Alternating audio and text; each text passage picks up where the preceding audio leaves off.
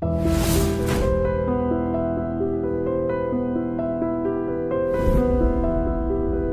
జనరల్గా మీ డే ఎలా స్టార్ట్ అవుతుందండి? మంచి ప్రశ్న, ఎంతవరకు ఎక్కువ మంది అడిగిన ప్రశ్న. 5:30కి లేస్తాను, 5:20కి లేస్తాను. ఎందుకంటే 10:20కి పడుకుంటాను సరిగ్గా. 7 గంటల లెక్క. మధ్యాహ్నం గంట లెక్క. మధ్యాహ్నం 1:30, 2:30. అందులో సాధారణంగా తేడా ఉండదు. 10 నిమిషాలు అటు ఇటు ఉండొచ్చు, కానీ తేడా ఉండదు అసలు. ఆ గంట సేపు మధ్యాహ్నం, రాత్రి 7 గంటలు, 10:20, 5:20. సరే 6:30 వరకు కాలకృత్యాలు, స్నానపానాలు సరిపోతే ఏమీ కాఫీ టీలు కానీ ఏమీ పుచ్చుకోవడం ఉండదు. 6:30కి టీవీలో వచ్చే నా కార్యక్రమం వీలైతే నేనే చూస్తాను ఇంట్లో ఉంటే. ఎందుకంటే మనం శ్రోతగా వినడం వేరు, చెప్పడం వేరు. ఇప్పుడు ఎక్కడెక్కడ శ్రోతలు ఇబ్బంది పడతారో, సాగదీసాం అనుకుంటారో, లేదా చెప్పలేదు అనుకుంటారో, ఇంకా చెప్పాల్సింది అనుకుంటారో, అవన్నీ మనకు తెలుస్తాయి. అందువల్ల వీలైతే చూస్తాం. లేకపోతే వేరే ఊళ్ళో ఉంటే ఇంక మళ్ళీ ఏదో యూట్యూబ్ చూడడం, లేకపోతే ఏదో స్మార్ట్ ఫోన్ పెట్టుకోవడం, ఇవన్నీ అసలు మనకు లేవు. ఇంకా ఏదో హోటల్లోనే ఎక్కడ ఉంటే టీవీలు కుదరదు. ఎవరింట్లో ఉన్నా పొద్దునే వెళ్ళి టీవీ పెట్టమని చూస్తే అక్కడి నుంచి వాళ్ళు కాఫీ పట్టుకొస్తారు, అక్కడి నుంచి పత్రిక వస్తుంది. ఇంక ఇవన్నీ కుదరవు. ఏదో వారంలో 1-2 రోజులు కుదిరి చూస్తాను, లేకపోతే వెంటనే నా జపానికి నేను వెళ్ళిపోతాను. సరే సహజంగా మనకి కులాచారం ప్రకారం వచ్చిన సంధ్యావందనం ఉంది, అది గాయత్రి జపం. అది అయిపోయాక 8 వరకు పూర్తిగా నా జపదపాలు, పారాయణలు ఉంటాయి. నాకు పొద్దున్న సంధ్యావందనం తర్వాత నేను చేసేది ప్రత్యేకమైన జపం ఏం లేదు, గాయత్రి జపం ఒకటే. తర్వాత ఎక్కువ పారాయణ చేస్తాను. అంటే పారాయణ అంటే మళ్ళీ ఒకటే రోజు విష్ణు సహస్రం, రోజు లలిత సహస్రం ఇలా నియమంగా చదవడం కాదు, గ్రంథ పఠనం అనాలి దాన్ని, పారాయణ అనడానికి లేదు. గంటలో 6 పుస్తకాలు చదువుతాను.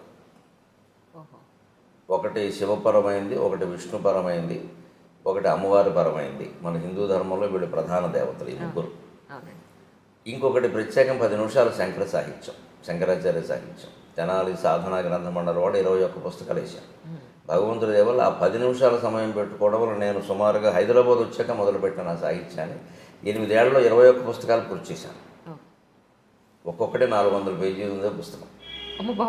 ఒక్కొక్కటి 400 పేజీలు ఉంటుంది. రోజుకి 10 నిమిషాలు మాత్రమే కేటాయించి నేను 8 ఏళ్లలో 21 × 400 అన్ని పేజీలు పూర్తి చేశాను. అలాగే శంకర సాహిత్యం ద్వారా యోగ వాసిష్టం నాకు బాగా ఇష్టమైన గ్రంథం. నాకు పూర్తి నిశ్చింతైన జీవితాన్ని ప్రసాదించిన గ్రంథం. నిజంగా వాల్మీకి మహర్షికి, వశిష్ఠ మహర్షికి నేను రుణపడి ఉన్నాను. దాన్ని రచించింది వాల్మీకి, చెప్పింది వశిష్ఠుడు. అది నా మీద ప్రభావం చూపించినంతగా మరి ఏ గ్రంథం చూపించలేదు. నా జీవితం కూడా నా మీద అంత ప్రభావం చూపించలేదు, ఆ గ్రంథం అంత చూపించింది. దాని గురించి నేను చిన్నతనంలోనే విన్నది ఏమిటంటే, ఈ చదివిన వాడు పిచ్చాడు అయిపోతాడు, లేదా మహాజ్ఞాని అవుతాడు. అయితే మహాజ్ఞాని అవుతాడు, లేదా పిచ్చివాడు అయిపోతాడు. మా ఊళ్ళోనే అటువంటి పుస్తకం చదివి పిచ్చాడు అయిన వాడు మేము చూసాం. ఈయన ఎందుకు ఇలా పిచ్చాడు అయ్యాడని మా అమ్మని అడిగితే, ఫలానా గ్రంథం చదివి ఇలా అయ్యాడు అని చెప్పింది. ఏముంది అసలు ఆ గ్రంథంలో మీరు చదివాను? మొత్తం జగన్మిథ్య అని ఉంటుంది. బ్రహ్మసత్యం జగన్మిథ్య. శంకరాచార్య చెప్పిన సిద్ధాంతం వేదంలో ఉన్నదే. కానీ చాలా పచ్చికి నిజాలతో, మనం మొహం బద్దలైపోయే నిజాలతో చెప్తాడు. ఇది నువ్వు ఒప్పుకోకపోవచ్చు, కానీ సత్యం అంటాడు అంతే. అందరూ చదవచ్చు అంటారా? అందరూ చదవచ్చు, కానీ అంటే దానికి తగిన పరిపక్వత ఉండాలి. ఇప్పుడు ఆ పరిపక్వత లేకుండా చదివితే పిచ్చాళ్ళు అవుతారు. మా ఊళ్ళో నాయుడు అని ఒక ఆయన ఉండేవాడు. ఆయన ఇలా పాపం తిరుగుతూ ఏదో ఆయనలో పద్యాలు పాడుకుని మాటలు పాడుకునేవాడు. అతను అందరూ పిచ్చివాడు అనేవారు. మా అమ్మని ఏమిటమ్మా అతను అంటానంటే, అతను 2 పుస్తకాలు చెప్తారా, యోగ వాసిష్ఠం అంటే అదొకటేను, సీతారామాంజనేయ సంవాదం అని ఒకటి ఉంది తెలుగులో. పరశురామ పంతులు లింగమూర్తి గురుమూర్తి గారు రచించాడు. అంటే సీతాదేవి హనుమంతుడు కలిసి రామతత్వం గురించి చర్చిస్తాను. సీత చెబుతూ ఉంటుంది, హనుమంతుడు వింటూ ఉంటాడు, ప్రశ్నిస్తూ ఉంటాడు. ఈ 2 చదవడం వల్ల వాడు ఎలా అయ్యాడని అంటున్నాడు రా అన్నారు. నాకు అప్పటి నుంచి ఆ 2 చదవాలని పట్టుదల. చదవలేదు ఇంకా మీరు? 2 ఎప్పుడు 2 చదివాను, అయినా కాలేదు. అదేంటున్నాను మరి, అయ్యారో లేదా ఆవిడ చెప్పాలి. ఇప్పుడు నేను కాలేదని నాకు లేదండి, మీరు పిచ్చాడనంటే నేను చేయగలిగిందండి. ఆవిడ చెప్పిందే నిజం. మన గురించి మనం ఏమనుకుంటాం అన్నదానికంటే ఎదుటి వాళ్ళు ఏమనుకుంటారు. పోనీ ఎదుటి వాళ్ళు అంటే ఇప్పుడు మీ పోటుగాడు ఎప్పుడో పరిచయం అవుతారు. ఆవిడ ఇచ్చి కాపురం చేస్తుంది. లేదంటే నేను ఖాయంగా పిచ్చిపోవడానికి ఆవిడంటే మాట్లాడడానికి వెళ్ళలేదు నేను. అదే నిజం, కానీ కాలేదు. ఏమంటారమ్మా మీరు? సార్ మీ మీదే వదిలేరు. ఆవిడ ఏమంటుందో నాకు తెలియదు, కానీ నేను ఎలాంటప్పుడు జోక్ వేస్తాను సహజంగా. నన్ను పిచ్చాడని ఆవిడ అందనుకోండి, కాకపోతే నేను ఎందుకు చేసుకుంటాను అయిపోయా. కాబట్టి నన్ను చేసుకున్నారు, మంచివాడు అయితే నేను ఎందుకు చేసుకుంటాను, ఇంకేముంది, గొడవ లేదు అంతే. దానికి అది ఆ ప్రభావం అలా ఉంటే నాకు అప్పటి నుంచి చదవాలని పట్టుదల. ఈ సీతారామాంజనేయ సంవాదం అనేది నేను అప్పుడే చదివా, 18 ఏళ్ళ వయసులోనే చదివా, తెప్పించుకుని చదివా, ఏం కాలేదు. కానీ గొప్ప సందిగ్ధావస్థలో పడింది మనసు. ఏదో అపూర్వమైన సత్యం ఉంది, మన స్థాయికి మనకు అర్థం కావట్లేదు జగత్తు గురించి, అదే మనం ఇంకా చదవాలి. ఈ అండంలో ఏమైందంటే మనస్సు హేతుబద్ధత లేనిది మనం అంగీకరించద్దు అనే నియమానికి వచ్చేసింది, ఆ ఆలోచనకు వచ్చేసింది. అందుకే 18 ఏళ్ల ప్రాయంలో నేను నాస్తిక్ గ్రంథాలు, కమ్యూనిస్ట్ గ్రంథాలు కూడా చదివాను. క్యాపిటల్ చదివాను, రంగనాయకం గారి పుస్తకాలు చదివాను, శ్రీశ్రీ రచనలు చదివాను, చలం పుస్తకాలు చదివాను, విస్తృతంగా చదివాను. ఇంకా చదవడం అంటే అప్పటికి ఇప్పటికీ ఒకటే అలవాటు, పట్టుకోవడం. ఇంకా అయితే అప్పటికి ఇప్పటి తేడా ఏంటంటే అప్పుడు ఒక పుస్తకం పట్టుకుంటే అదే చదువుతూ ఉండేవాడిని. ఇప్పుడు అలా కాకుండా నా మనస్సు నేను నిగ్రహించుకుని ఏ పుస్తకం అరగంట మించి చదవను, నా ప్రణాళిక నాకు. అక్కడ మనసు ఆపుకుని, అది ఎంత రసవత్తరంగా ఉన్నా సరే అక్కడ ఆపు, లేదా ఎంత విసుగొస్తున్నా సరే అది చదవాలి అనుకుంటే చదవాల్సిందే, విసుగొచ్చినా సరే. అది ఎంత రసవత్తరంగా ఉన్నా ఆపేయాలంటే ఆపేయాల్సిందే. మన మనసు మీద మనకు నియంత్రణ లేకపోతే ప్రపంచంలో ఏం చేయాలి? వీళ్ళ ప్రపంచంలో అనేక సంక్షోభాలకు అదే కారణం. వ్యక్తి జీవితం పాడవడానికైనా, మొత్తం ప్రపంచ యుద్ధాలకైనా మనస్సు మీద నియంత్రణ లేకపోవడమే కారణం. ఆ నియంత్రణ నాకు శివానంద లహరి చదివే కలిగింది. అందుకే నాకు శివానంద లహరి చాలా నా జీవితాన్ని మొత్తం ఇలా మార్చేసిందని చెప్పచ్చు. అలాగా ఉండడం వల్ల ఆ యోగ వాసిష్టం తర్వాత నేను పూనికి దాన్ని సంపాదించాలని చూస్తుంటే విచిత్రంగా ఎక్కడో దొరకలేదు నాకు అది. ఎందుకంటే ఎప్పుడో 100 ఏళ్ల క్రితం వెన్నెలకంటి సుందరరామ శర్మ గారిని ఒక ఆయన తెలుగు వచనంలో రాశారు దాన్ని. ఆ మూలం ఎక్కడో ఉందేమో, ఎక్కడో దొరకలేదు నాకు. సరే, తర్వాత ఉద్యోగాలు, మారడాలు, ఏవో ఇవన్నీ వ్యవహారాలు అంత శ్రద్ధ చేయలేకపోయాను. తర్వాత మళ్ళీ చదవాలనే తృష్ణ కలిగాక చాలా విచిత్రంగా ఏదో ఉయ్యాల్లో పిల్లాన్ని పట్టుకుని ఊరంతా తిరిగామన్నట్టుగా మా ఇంట్లో మా నాన్నగారు ఇచ్చిన 30 పుస్తకాల్లో అది ఉంది. ఆ పుస్తకాలు ఏవో తాటాకు పుస్తకాలు ఎక్కువ, ఆయన ఇచ్చినవి తాటాకు పుస్తకాలు. మరి మనం ఏం చదువుతాం, ఎవరికో ఇద్దాం లేనట్టుగా ఉండి ఒకటి, తర్వాత అశ్రద్ధ వల్ల కొంత ఏదైనా ఆప్ చేసాం. సరే, ఆయన వేదం మా నాన్నగారు వేద పండితుడు, అవధాని, వేదంలో అవధాని అంటారు. వేద సంబంధమైన పుస్తకాలు మనకెందుకు వచ్చి మనం ఏమైనా చదవలేదు, ఏదో తప్పు స్వరంతో చదివితే లేనిపోని ఇబ్బందులని అలాంటి పెట్టారు. అనుకోకుండా ఉన్న ఆ పుస్తకాల్లో ఇంచుమించు ఒడిగిపోతూ పుస్తకం పేజీ ముట్టుకుంటే చినిగిపోయేలా ఈ పుస్తకం దొరికింది. యోగ వాసిష్టము, ఇలా వెన్నెలకంటి సుందరరామ శర్మ అనువాదము.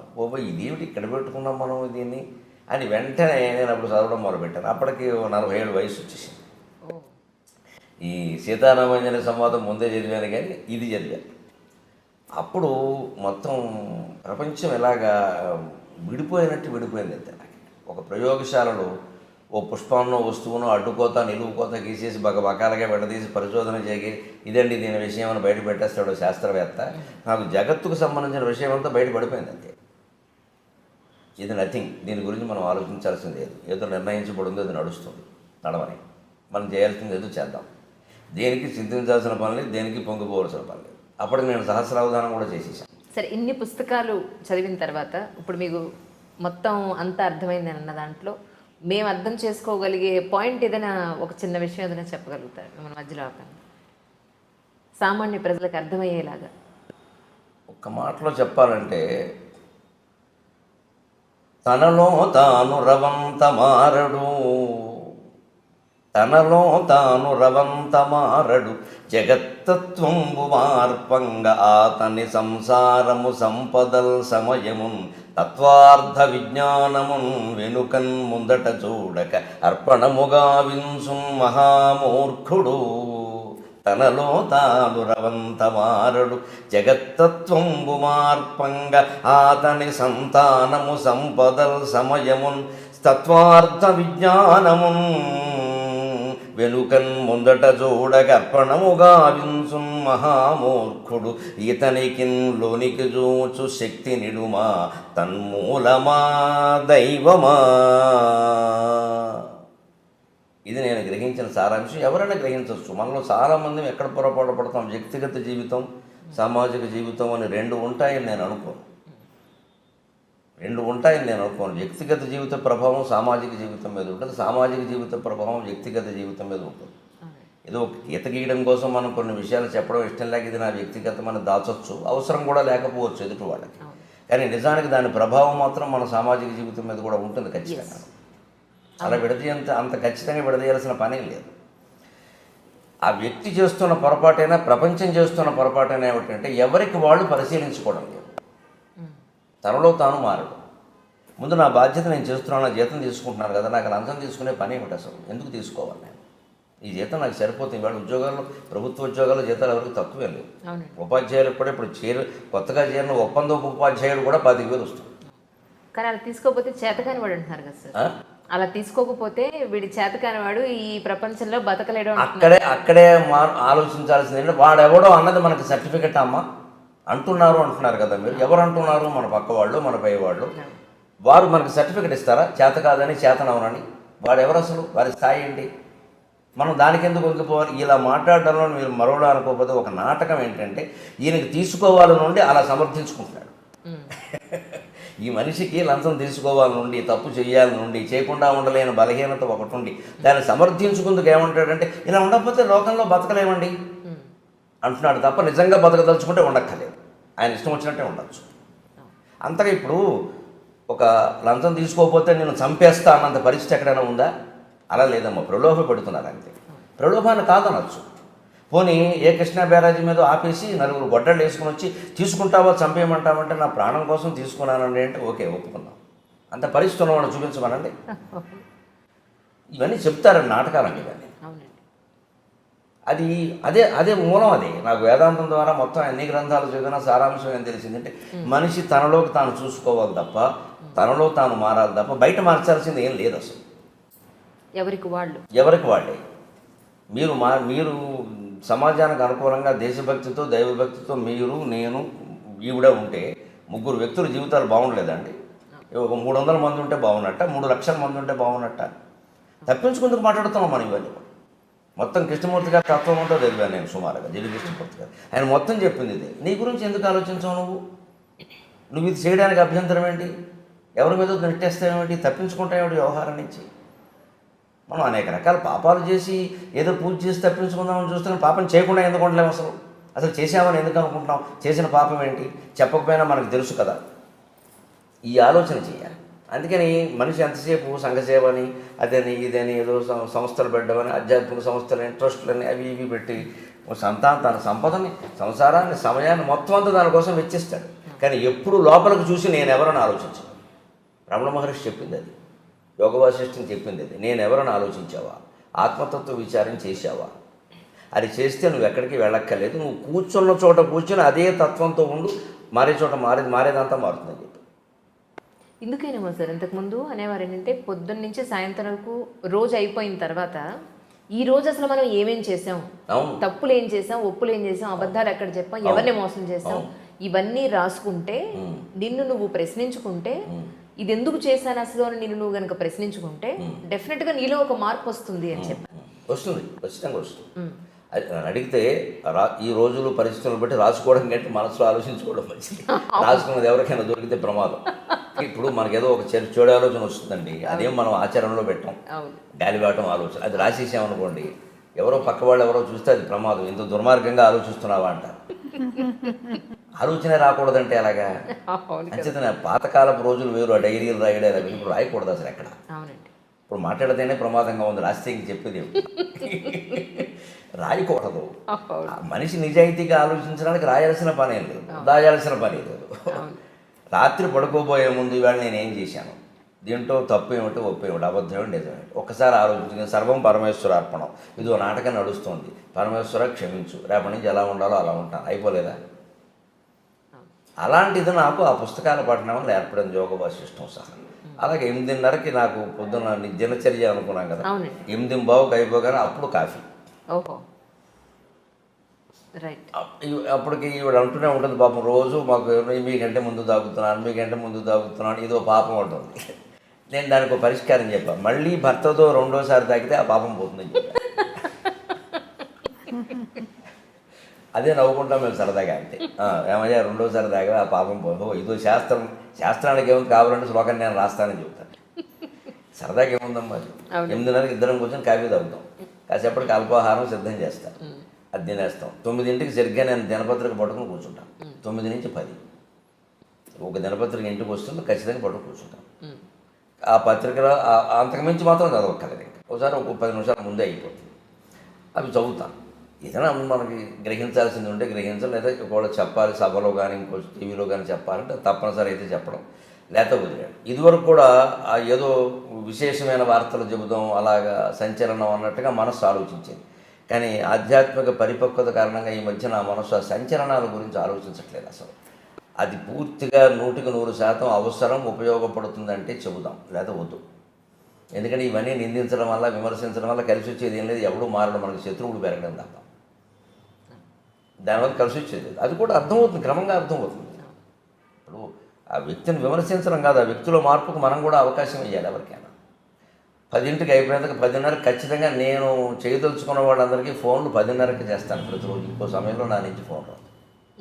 ఖచ్చితంగా 10:30 ఉదయం 10:30, రాత్రి 8:30. నేను ఎవరికైనా చేయదలుచుకుంటే నా దగ్గర నా జేబులో ఉండే కాగితం మీద ఎవరికి ఫోన్ చేయాలో రాసుకుంటాను. నేను వెంటనే చేయను, ఇక్కడ రాస్తాను.